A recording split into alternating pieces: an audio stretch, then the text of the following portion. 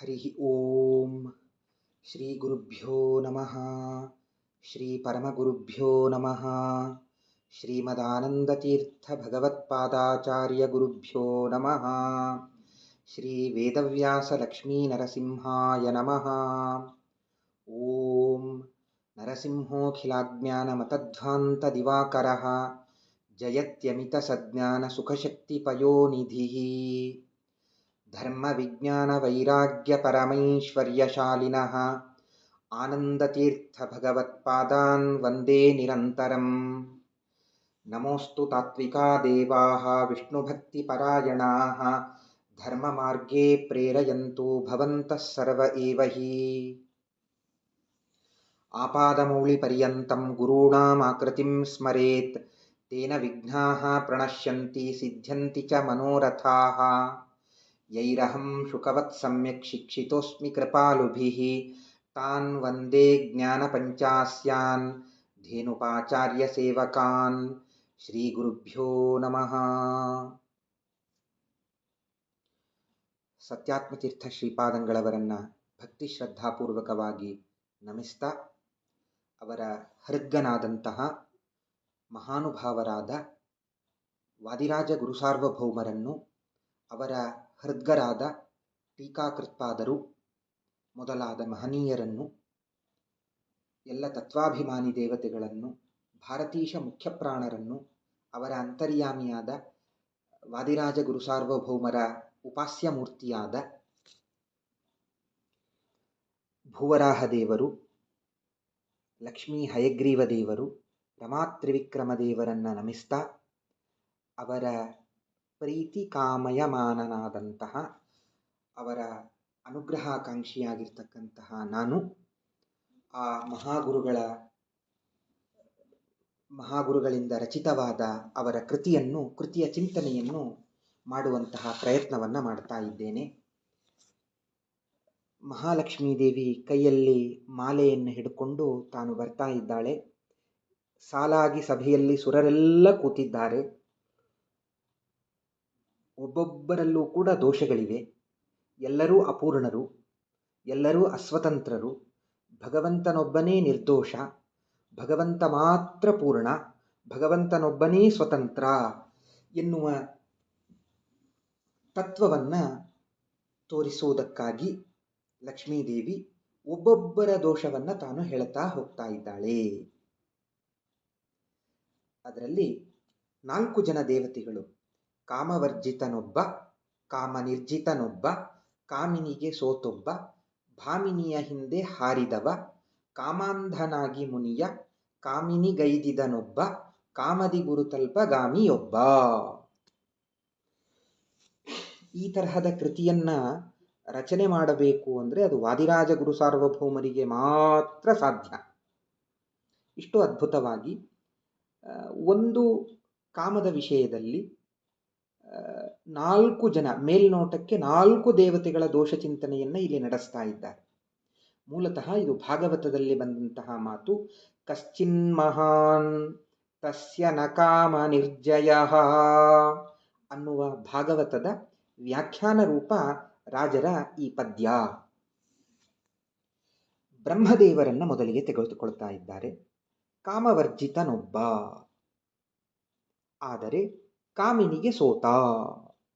ಬ್ರಹ್ಮದೇವರು ಕಾಮವರ್ಜಿತರಾಗಿದ್ದರೂ ಕೂಡ ಕಾಮಿನಿಗೆ ಸೋತರು. ಮತ್ತೊಬ್ಬರು ಕಾಮವರ್ಜಿತರಾಗಿ ಭಾಮಿನಿಯ ಹಿಂದೆ ಹಾರಿದವರು ರುದ್ರದೇವರು. ಬ್ರಹ್ಮದೇವರು ತಾವೇ ನಿರ್ಮಾಣ ಮಾಡಿರ್ತಕ್ಕಂತಹ, ಸೃಷ್ಟಿ ಮಾಡಿರುವಂತಹ ವಾಗ್ದೇವತೆಯನ್ನ ಕಾಮಿಸ್ತಾರೆ. ಆದ್ದರಿಂದ ಕಾಮಿನಿಗೆ ಸೋತ ಬ್ರಹ್ಮದೇವರು. ಮತ್ತೊಬ್ಬರು ಕಾಮವನ್ನ ಗೆದ್ದಂತಹ ರುದ್ರದೇವರು, ಕಾಮನನ್ನ ಭಸ್ಮ ಮಾಡಿದಂತಹ ರುದ್ರದೇವರು, ಪರಮಾತ್ಮನ ಮೋಹಿನಿ ರೂಪಕ್ಕೆ ಮರುಳಾಗಿ ಬೆನ್ನತ್ತಿ ಹೋದರು. ಭಾಮಿನಿಯ ಹಿಂದೆ ಹಾರಿದವ ಒಬ್ಬ. ಕಾಮಾಂಧನಾಗಿ ಮುನಿಯ ಕಾಮಿನಿಗೈದಿದನೊಬ್ಬ. ಇಂದ್ರದೇವರು ಗು- ಕಾಮಾಂಧರಾಗಿ ಮುನಿಯ ಹೆಂಡತಿ ಗೌತಮ ಋಷಿಗಳ ಹೆಂಡತಿಯಾದಂತಹ ಅಹಲ್ಯಾಸಂಗವನ್ನ ತಾವು ಮಾಡಿರ್ತಕ್ಕಂತಹ ವಿಚಾರವನ್ನ ಇಲ್ಲಿ ಪ್ರಸ್ತುತಪಡಿಸ್ತಾ ಇದ್ದಾರೆ. ಇಂದ್ರದೇವರ ವಿಚಾರವನ್ನ. ಕಾಮದಿ ಗುರುತಲ್ಪ ಗಾಮಿಯೊಬ್ಬ ಚಂದ್ರ, ಚಂದ್ರನ ಕುರಿತಾಗಿ ಒಂದು ಮಾತಿನಿಂದ ಪ್ರಸ್ತಾಪವನ್ನ ಮಾಡ್ತಾ ಇದ್ದಾರೆ. ಗುರುಗಳಾದ ಬೃಹಸ್ಪತ್ಯಾಚಾರ್ಯರ ಹೆಂಡತಿಯನ್ನು ಪ್ರೀತಿಸಿದ, ಕಾಮಿಸಿದ. 4 ದೇವತೆಗಳನ್ನ ಒಂದು ಪದ್ಯದಲ್ಲಿ ತಗೊಂಡು ವಿಸ್ತಾರವಾದ ಕಥೆ, ಅದನ್ನು ಸಂಕ್ಷೇಪವಾಗಿ ತೋರಿಸಿಕೊಡುವಂತಹ ಕಲೆ ಇದು ರಾಜರಿಗೆ ಇದೆ. ಒಂದು ಕಥೆ, ಬ್ರಹ್ಮದೇವರು ತಾವೇ ಸೃಷ್ಟಿ ಮಾಡಿರ್ತಕ್ಕಂತಹ ಒಂದು ಹೆಣ್ಣು. ಬ್ರಹ್ಮದೇವರು ತಾವು ಸೃಷ್ಟಿ ಮಾಡಿದ್ದರಿಂದ ಆ ವಾಗ್ದೇವತೆ ಅವರ ಮಗಳಾದಳು. ಆಕೆಯನ್ನ ಕಾಮಿಸ್ತಾರೆ. ಆಗ ಬ್ರಹ್ಮದೇವರ ಮಕ್ಕಳಾದ ಮರೀಚಿ, ಅತ್ರಿ ಇವರೇ ಮೊದಲಾದ ಋಷಿಗಳು ಅದನ್ನು ಆಕ್ಷೇಪ ಮಾಡ್ತಾರೆ. ಇದು ಅಧರ್ಮ, ಅನೀತಿ. ಬ್ರಹ್ಮದೇವರನ್ನ ಆಕ್ಷೇಪ ಮಾಡಿದಾಗ ಬ್ರಹ್ಮದೇವರು ಆಕೆಯನ್ನು ಬಿಟ್ಬಿಡ್ತಾರೆ. ಮುಂದೆ ಆ ವಾಗ್ದೇವತೆಯವನ್ನ ಬೇರೆಯವರು ಸ್ವೀಕಾರ ಮಾಡಿದರು. ಇದು ಒಟ್ಟಾರೆ ಕಥೆ ಬಂದಿದೆ. ಈ ಕಥೆಯ ಬಗ್ಗೆ ಸ್ವಲ್ಪ ಚಿಂತನೆ ಮಾಡೋಣ. ಇವೆಲ್ಲ ದರ್ಶನ ಭಾಷೆಯೆಂದೇ ತೋರುವಂತಹ ಮಾತು. ದರ್ಶನ ಭಾಷೆಯಲ್ಲಿ ಪುರಾಣಗಳು, ಶಾಸ್ತ್ರಗಳು ಹೇಳಿಬಿಟ್ಟಿರ್ತದೆ. ಅದನ್ನು ಹಾಗೇ ನಾವು ಸ್ವೀಕಾರ ಮಾಡಬಾರದು. ಅದರೊಳಗಿರುವಂತಹ ತಥ್ಯ ಏನು ಅನ್ನೋದನ್ನು ಆಲೋಚಿಸಬೇಕು. ಆ ದರ್ಶನ ಭಾಷೆಯಲ್ಲಿ ಯಾಕೆ ಹಾಗೆ ಹೇಳುತ್ತಾರೆ ಅದನ್ನು ನಾವು ಮತ್ತೆ ಚಿಂತನೆ ಮಾಡೋಣ. ಶ್ರೀಮದ್ ಭಾಗವತದಲ್ಲಿ ಬ್ರಹ್ಮದೇವರು ತಮ್ಮ ಪರಿಚಯವನ್ನ ತಾವೇ ನಾರದರಿಗೆ ಮಾಡಿಕೊಡುತ್ತಾರೆ. ಬ್ರಹ್ಮದೇವರು ನಾರದರಿಗೆ ತಮ್ಮ ಸಾಧನೆಯ ಬಗ್ಗೆ ಹೇಳಿಕೊಳ್ಳುತ್ತಾರೆ. ನಮೇ ಹೃಷೀಕಾಣಿ ಪತಂತ್ಯ ಸತ್ಪಥೇ ಯನ್ಮೇ ಹೃದ ಉತ್ಕಂಠ್ಯವತಾ ಧೃತೋ ಹರಿಹಿ. ನಾನು ಸದಾಕಾಲ ನನ್ನ ಹೃದಯದಲ್ಲಿ ಭಕ್ತಿಯಿಂದ ಭಗವಂತನನ್ನ ಬಂಧಿಸಿ ಆರಾಧನೆ ಮಾಡ್ತಾ ಇರ್ತೇನೆ. ಹೀಗೆ ಮಾಡಿರುವುದರಿಂದ ನನ್ನ ಇಂದ್ರಿಯಗಳು ಯಾವತ್ತೂ ಕೂಡ ಕೆಟ್ಟ ಮಾರ್ಗಕ್ಕೆ ಹೋಗೋದಿಲ್ಲ. ಚತುರ್ಮುಖ ಬ್ರಹ್ಮದೇವರು ರುಜುಗಳು. ಅವರ ಮನಸ್ಸಾಗಲಿ, ಅವರ ಮಾತಾಗಲಿ, ಅವರ ದೇಹವಾಗಲಿ ಯಾವತ್ತಿಗೂ ಕೂಡ ಅಡ್ಡದಾರಿಯನ್ನ ಹಿಡಿಯೋದಿಲ್ಲ. ದೊಡ್ಡವರ ಲಕ್ಷಣ ಹೇಳ್ತಾರೆ, ಮನಸ್ಸೇಕಂ ವಚಸ್ಸೇಕಂ ಕರ್ಮಣ್ಯೇಕಂ ಮಹಾತ್ಮನಾಂ. ಶಾಸ್ತ್ರ ಒಂದು ಮಾತಿನಲ್ಲಿ ಹೇಳುತ್ತದೆ, ಅವನು ಮಹಾತ್ಮನ ದುರಾತ್ಮನ. ಮನಸ್ಸನ್ಯತ್ ಕರ್ಮಣ್ಯನ್ಯದ್ ವಚಸ್ಸನ್ಯದ್ ದುರಾತ್ಮನಾಂ. ದುರಾತ್ಮರು ಯಾರು, ಮಹಾತ್ಮರು ಯಾರು ಸುಲಭವಾಗಿ ತಿಳಿಯುವುದು. ಅವನು ಮನಸ್ಸಿನಲ್ಲಿ ಒಂದು ವಿಚಾರ ಮಾಡುತ್ತಾನೆ, ಬಾಯಿಯಲ್ಲಿ ಒಂದನ್ನು ಹೇಳುತ್ತಾನೆ, ಕರ್ಮದಲ್ಲಿ ಕೆಲಸವನ್ನ ಬೇರೆನೇ ಮಾಡ್ತಾನೆ, ಅವನು ದುರಾತ್ಮ. ಅವನು ಮನಸ್ಸಿನಲ್ಲಿ ಏನು ವಿಚಾರ ಮಾಡುತ್ತಾನೋ ಬಾಯಿಯಲ್ಲೂ ಅದನ್ನೇ ಹೇಳುತ್ತಾನೆ, ಕೆಲಸದಲ್ಲೂ ಅದನ್ನೇ, ಆ ನೀತಿ ನಿಜಾಯಿತಿಯನ್ನು ತೋರಿಸಿಕೊಡ್ತಾ ಇದ್ದಾನೆ ಅಂದರೆ ಅವನು ಮಹಾತ್ಮ. ಬ್ರಹ್ಮದೇವರು ತಮ್ಮ ಮನಸ್ಸಿನಲ್ಲೂ ಕೆಡಕನ್ನ ಆಲೋಚನೆ ಮಾಡೋದಿಲ್ಲ, ಮಾತಿನಲ್ಲಾಗಲಿ ಅವರ ಆಚರಣೆಯಲ್ಲಾಗಲಿ. ನಮೇ ಹೃಷೀಕಾಣಿ ಪಸಂತ್ಯ ಸತ್ಪಥೇ. ಪಥ ಅಂದ್ರೆ ದಾರಿ, ಅಸತ್ಪಥ ಅಂದ್ರೆ ಕೆಟ್ಟ ದಾರಿಯಲ್ಲಿ ಎಂದೂ ಬ್ರಹ್ಮದೇವರ ಇಂದ್ರಿಯಗಳು ಹೋಗೋದಿಲ್ಲ, ಮಾತು ಮನಸ್ಸು ಕೃತಿಯಲ್ಲಾಗಲೂ ಕೂಡ.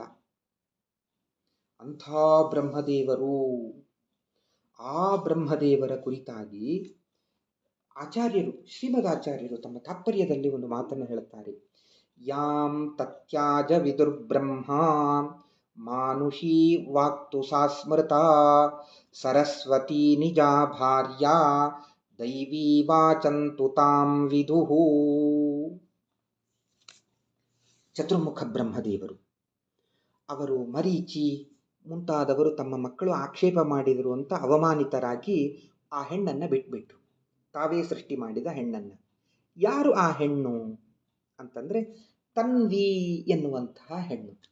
ಯಾರಾಕೆ ಅಂದರೆ ಕೆಟ್ಟ ಶಾಸ್ತ್ರ, ತಮಶಾಸ್ತ್ರ, ಮೋಕ್ಷ ಮಾರ್ಗದಿಂದ ನಮ್ಮನ್ನು ಚ್ಯುತರನ್ನಾಗಿ ಮಾಡಿ ಕೆಟ್ಟ ಲೋಕಕ್ಕೆ ಕರ್ಕೊಂಡು ಹೋಗುವಂತಹ ಶಾಸ್ತ್ರಗಳೇನಿವೆಯಲ್ಲ ಅದಕ್ಕೆ ಅಭಿಮಾನಿಯಾದಂತಹ ಮಾನುಷೀ ವಾಗ್ದೇವತೆ ಆಕೆಯನ್ನು ಬಿಟ್ಬಿಟ್ರು.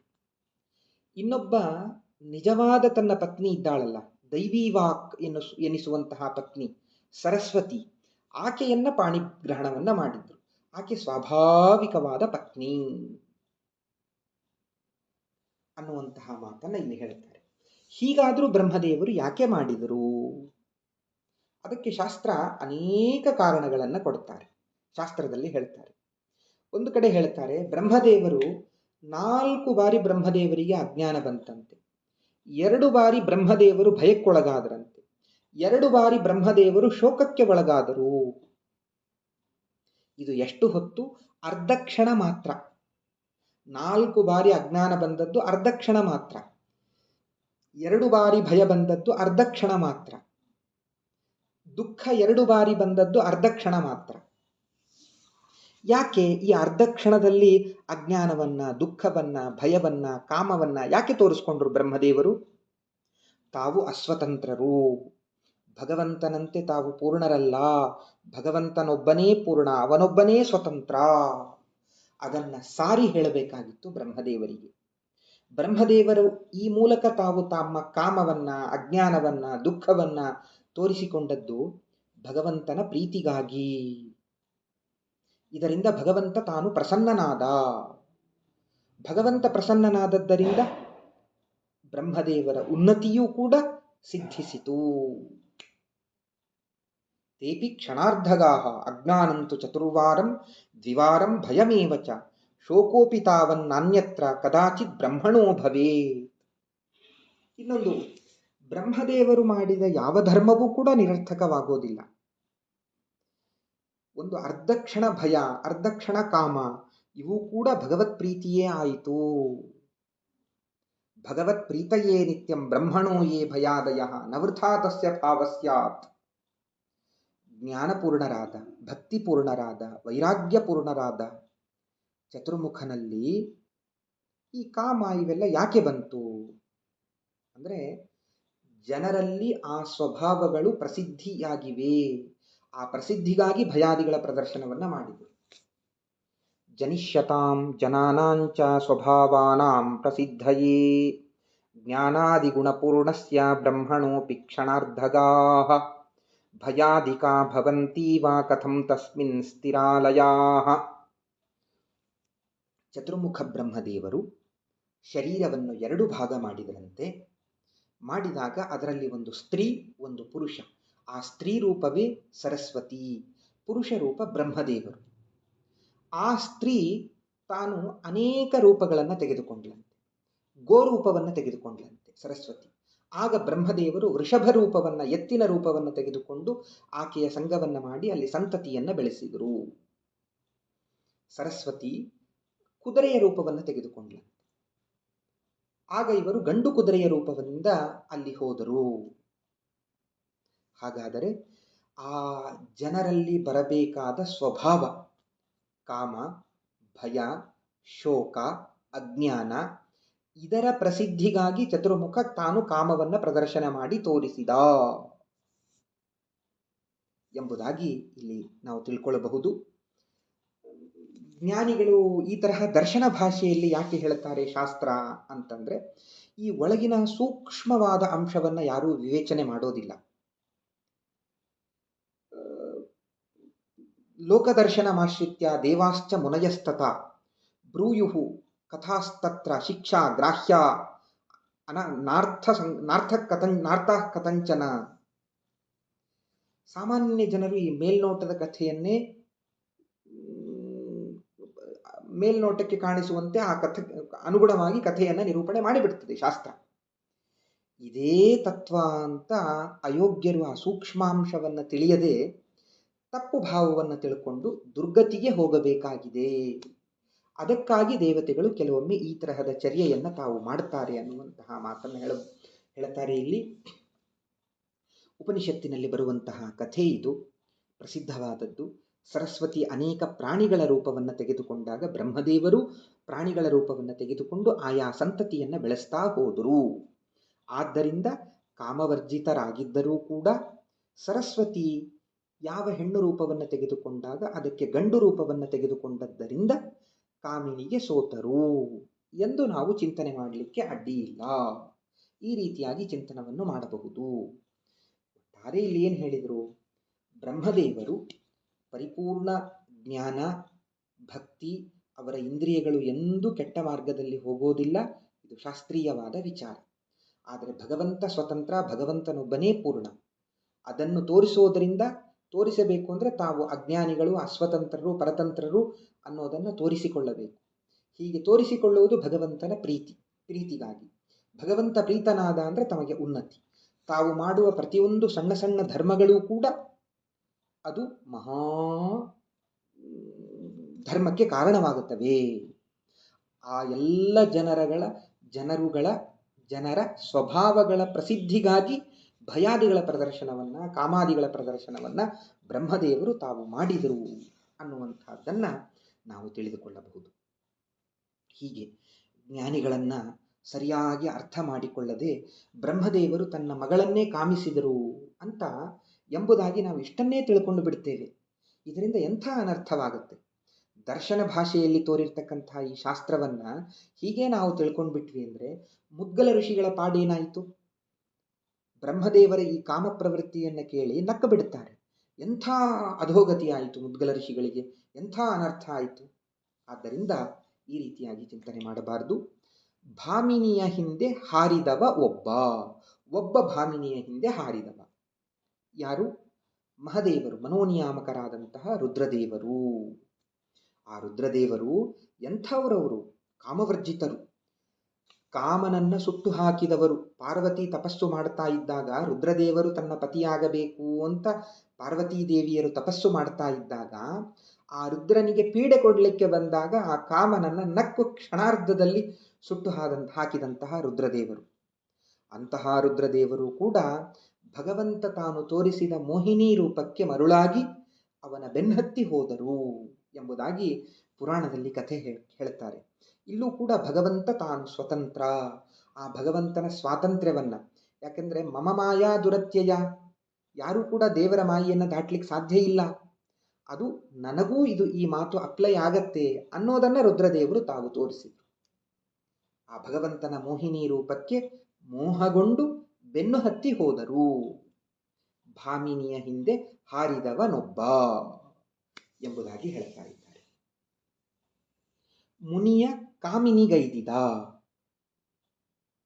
ಒಬ್ಬ ಮುನಿಯ ಹೆಂಡತಿಯನ್ನ ಸಂಗವನ್ನ ಮಾಡಿದರು ಇಂದ್ರದೇವರು.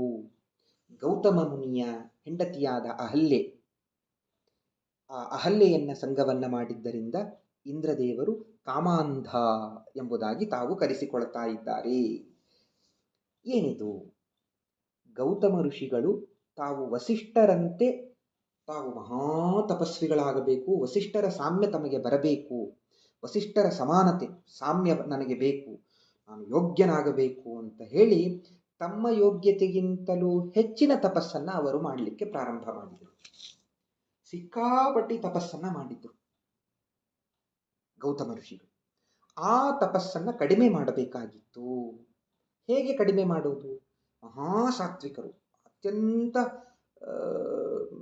ಶ್ರದ್ಧಾಳುಗಳು, ಸಂಯಮವನ್ನ ಉಳ್ಳಂಥವರು. ಅಂಥವರ ತಪಸ್ಸು ಕಡಿಮೆ ಆಗೋದಾದ್ರೂ ಹೇಗೆ? ಯಾವ ತಪ್ಪನ್ನೂ ಮಾಡಲಿಲ್ಲಲ್ಲ ಅವರು. ಆಗ ಇಂದ್ರದೇವರು ತಾವು ಅಹಲ್ಯೆಯ ಹತ್ರ ಹೋದಾಗ ಅದನ್ನ ನೋಡಿ ಅವರು ಇಂದ್ರದೇವರಿಗೆ ಶಾಪವನ್ನ ಕೊಟ್ಟರು. ತಕ್ಷಣದಲ್ಲಿ ಅವರ ತಪಸ್ಸು ಕಡಿಮೆಯಾಯಿತು. ಏಧಮಾನ ದ್ವಿಟ್ ಎಂಬುದಾಗಿ ಪರಮಾತ್ಮನನ್ನ ಕರೀತಾರೆ.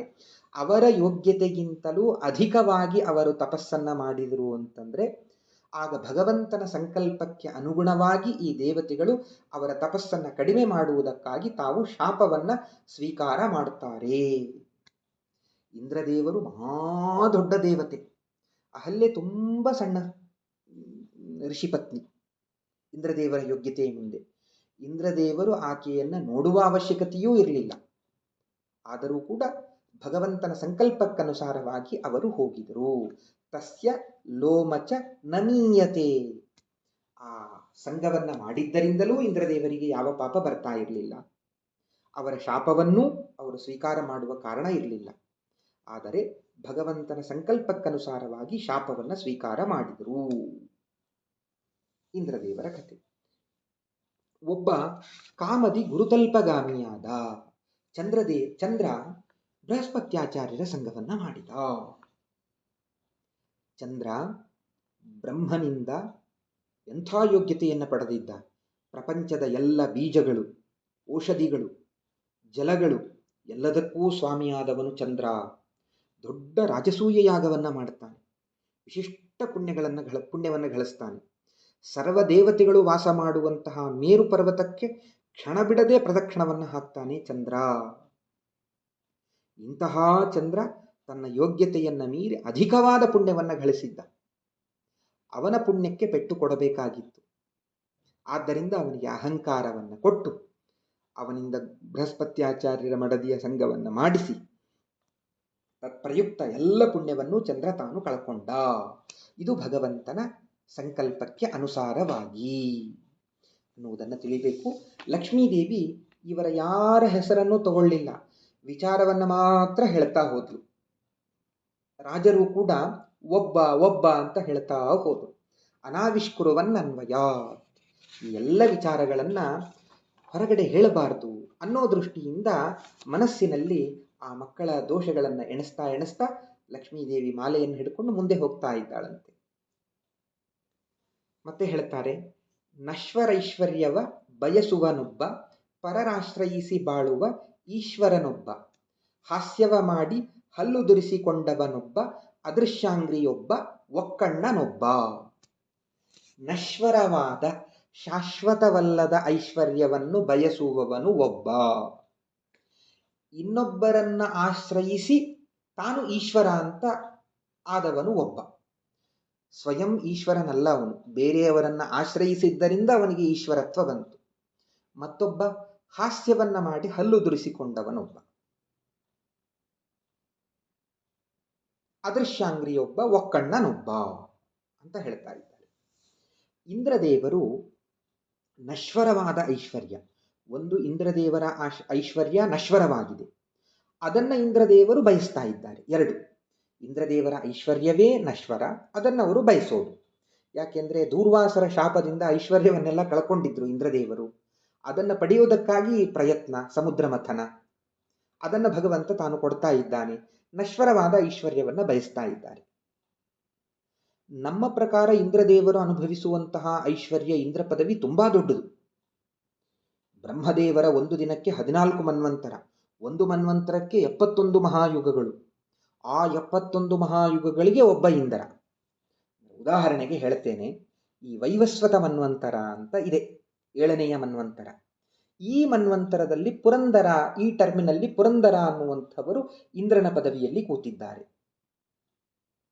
ಈ ಮನ್ವಂತರ ಮುಗಿದ ಮೇಲೆ ಇಂದ್ರದೇವರು ಭಗವಂತನ ಸಂಕಲ್ಪಕ್ಕನುಸಾರವಾಗಿ ಆ ಅವಾಂತರ ಪ್ರಳಯವಾಗತ್ತೆ.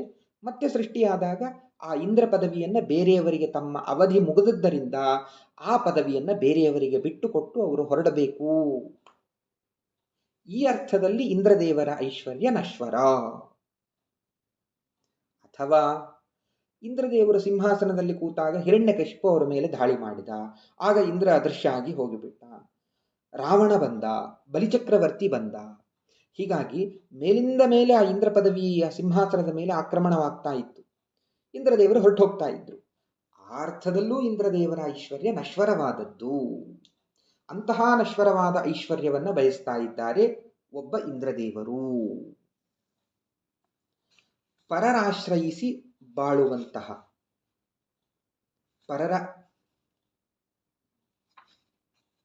ಪರರ ಆಶ್ರಯಿಸಿ ಬಾಳುವ ಈಶ್ವರನೊಬ್ಬ. ಮಹದೇವರು ರುದ್ರದೇವರನ್ನ ಈಶ್ವರ ಅಂತ ಕರೀತಾರೆ. ಎಂತಹ ರುದ್ರದೇವರು, ಅವರ ಸಾಮರ್ಥ್ಯ ಎಂಥದ್ದು.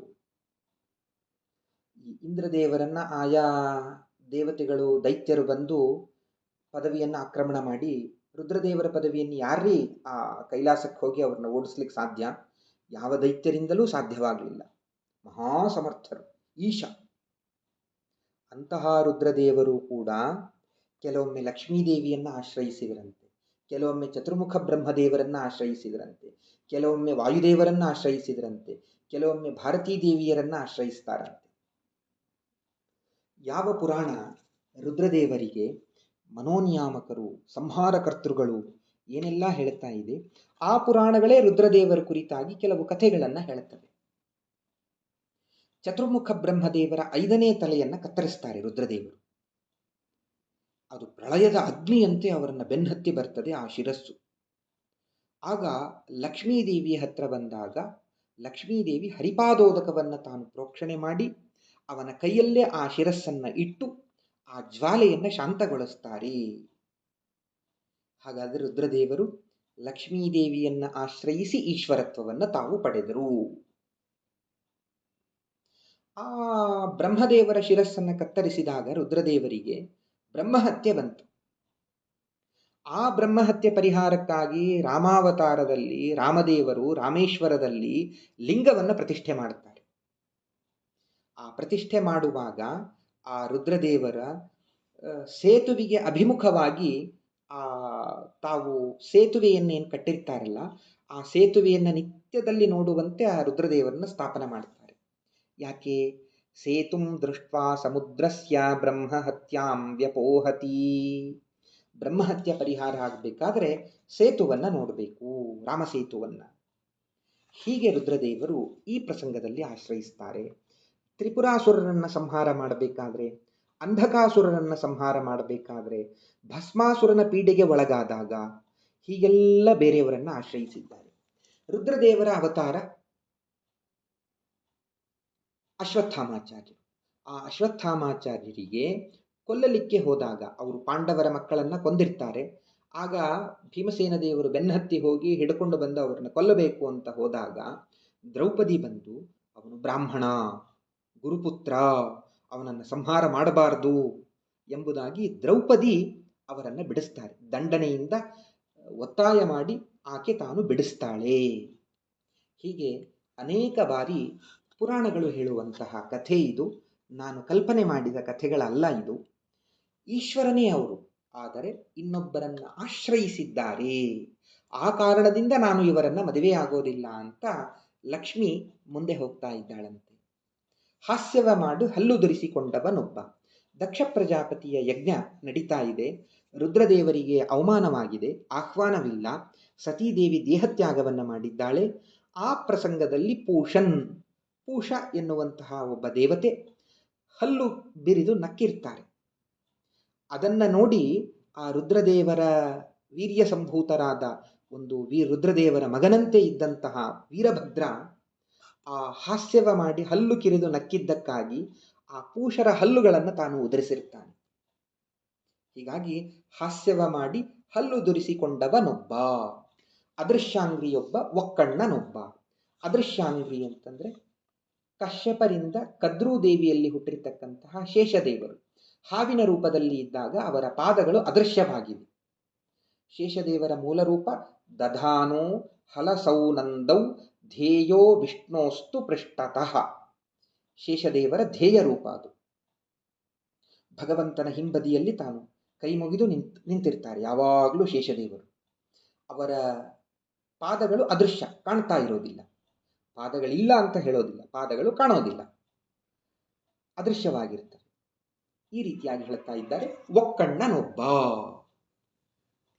ಜಯಂತ ಮತ್ತು ಶುಕ್ರಾಚಾರ್ಯರು ವನವಾಸಕ್ಕೆ ರಾಮದೇವರು ಹೋದಾಗ ಆ ಚಿತ್ರಕೂಟ ಪರ್ವತದಲ್ಲಿ ಇದ್ದಾಗ ಕುರಂಗ ಎಂಬಂತಹ ದೈತ್ಯನ ಆವೇಶದಿಂದ, ಅವನ ಸಹವಾಸದಿಂದ ಜಯಂತ ಕಾಗೆಯ ರೂಪದಿಂದ ಬಂದು ಸೀತಾದೇವಿಗೆ ತೊಂದರೆ ಕೊಡಲಿಕ್ಕೆ ಬರ್ತಾನೆ. ಆಗ ರಾಮದೇವರು ಒಂದು ಸಣ್ಣ ಹುಲ್ಲುಕಡ್ಡಿಯನ್ನು ಎತ್ತಿ ಹಾಕ್ತಾರೆ. ಅವನ ಕಣ್ಣನ್ನು ಕೀಳ್ತಾರೆ. ಅಲ್ಲಿ ಜಯಂತ ಎಂಬಂತಹ ಅಸುರ ಆ ಕಣ್ಣಿನಲ್ಲಿ ಕೂತಿರ್ತಾನೆ. ಆ ಕಣ್ಣನ್ನು ಹೊಡೆದಾಗ ಜಯಂತನಿಗೆ ಒಂದು ಕಣ್ಣು ಬಿದ್ದೋಯ್ತು. ಆ ಅಸುರನಿಗೆ ಆಶ್ರಯ ಕೊಟ್ಟಿರುವಂತಹ ಆ ಕಣ್ಣು ಹೊರಟೋಯ್ತು. ಜಯಂತ ಒಕ್ಕಣ್ಣನಾದ. ಇದೇ ರೀತಿಯಾಗಿ ದೈತ್ಯ ಗುರುಗಳಾದ ಶುಕ್ರಾಚಾರ್ಯರು ಆ ವಾಮನ ದೇವರಿಗೆ ಬಲಿಚಕ್ರವರ್ತಿ ತಾನು ದಾನವನ್ನು ಕೊಡ್ಲಿಕ್ಕೆ ಹೊರಟಾಗ ದಾನ ಕೊಡಬೇಡ ಅಂತ ಅಡ್ಡ ಬರ್ತಾರೆ. ಎಷ್ಟು ಹೇಳಿದರೂ ಕೇಳೋದಿಲ್ಲ, ದಾನವನ್ನು ಕೊಡಲೇಬೇಕು ಅಂತ ಹೊರಟಾಗ ಬಲಿಚಕ್ರವರ್ತಿ ಆ ದಾನವನ್ನು ಕೊಡುವಂತಹ ಕಮಂಡಲುವಿನಲ್ಲಿ ಒಂದು ಕ್ರಿಮಿಯ ರೂಪದಿಂದ ಹೋಗಿ ಸೇರ್ಕೊಳ್ತಾರೆ. ಆ ನೀರು ಬರೋದೇ ಇಲ್ಲ. ಆಗ ವಾಮನ ಒಂದು ದರ್ಭದ ಕಡ್ಡಿಯಿಂದ ಒಳಗಡೆ ಚುಚ್ಚಿದಾಗ ಶುಕ್ರಾಚಾರ್ಯರ ಒಂದು ಕಣ್ಣು ಹೋಯಿತು. ರಾಮನು ದರ್ಭೆಯಿಂದ ಜಯಂತನ ಕಣ್ಣನ್ನು ತೆಗೆದ, ವಾಮನ ದರ್ಭೆಯ ಕಡ್ಡಿಯಿಂದ ಶುಕ್ರಾಚಾರ್ಯರ ಕಣ್ಣನ್ನು ತೆಗೆದ. ಹೀಗೆ ಒಕ್ಕಣ್ಣನಾದ ಮತ್ತೊಬ್ಬ. ಈ ಕಥೆಯಿಂದ ನಾವು ತಿಳಿಯಬೇಕಾದ ತತ್ವವೇನು? ಮದುವೆಯಾಗಿ ಸಾಧನೆ ಮಾಡಬೇಕಾದಂತಹ ನಾವು ಈ ಐಶ್ವರ್ಯ, ಸಂಪತ್ತು ಇವೆಲ್ಲವೂ ಕೂಡ ನಮ್ಮೊಟ್ಟಿಗೆ ಬರೋದಿಲ್ಲ. ಇವೆಲ್ಲವನ್ನು ನಾವು ಇಲ್ಲೇ ಬಿಟ್ಟು ಹೋಗಬೇಕು. ನಾವು ಮಾಡಿದ ಪುಣ್ಯ ಪಾಪಗಳು ಮಾತ್ರ ನಮ್ಮ ಜೊತೆಗೆ ಬರ್ತದೆ. ಹೆಂಡತಿ ದ್ವಾರದವರೆಗೆ ಬರ್ತಾರೆ, ಮಿತ್ರ ಬಾಂಧವರು ಸ್ಮಶಾನದವರೆಗೆ ಬರ್ತಾರೆ. ಕೊನೆಗೆ ನನ್ನ ಜೊತೆಗೆ ಬರೋದು ನನ್ನ ಪಾಪ ಪುಣ್ಯಗಳು ಮಾತ್ರ. ಈ ಐಶ್ವರ್ಯವೆಲ್ಲ ನಶ್ವರ. ನಶ್ವರ ಐಶ್ವರ್ಯವನ್ನ ಬಯಸ್ತಕ್ಕಂಥವರು ನಾವಾಗಬಾರ್ದು. ಅಧ್ಯಾತ್ಮದಲ್ಲಿ ನಾವು ರತರಾಗಬೇಕು ಅನ್ನೋದು ಒಂದು ಪಾಠ. ಪರರಾಶ್ರಯಿಸಿ, ಬೇರೆಯವರನ್ನ ಆಶ್ರಯಿಸಿ ಅಸ್ವತಂತ್ರರಾದಂತಹ ನಾವು ಎಲ್ಲದರಲ್ಲಿ ಇನ್ನೊಬ್ಬರ ಮೇಲೆ ನಾವು ಡಿಪೆಂಡ್ ಆಗಿರ್ತೇವೆ. ಅಂಥವರಿಗೆ ಅಹಂಕಾರ ನಮಗೆ ಬರಬಾರದು, ದುರಹಂಕಾರ ಬರಬಾರದು. ನಾವು ಇನ್ನೊಬ್ಬರನ್ನು ಆಶ್ರಯಿಸಿದವರು ಅಸ್ವತಂತ್ರರು ಅನ್ನುವಂತಹ ಜ್ಞಾನ ನಮಗೆ ಸದಾಕಾಲ ಇರಬೇಕು. ಹಾಸ್ಯವ ಮಾಡಿ ಹಲ್ಲು ದುರಿಸಿಕೊಂಡವನೊಬ್ಬ.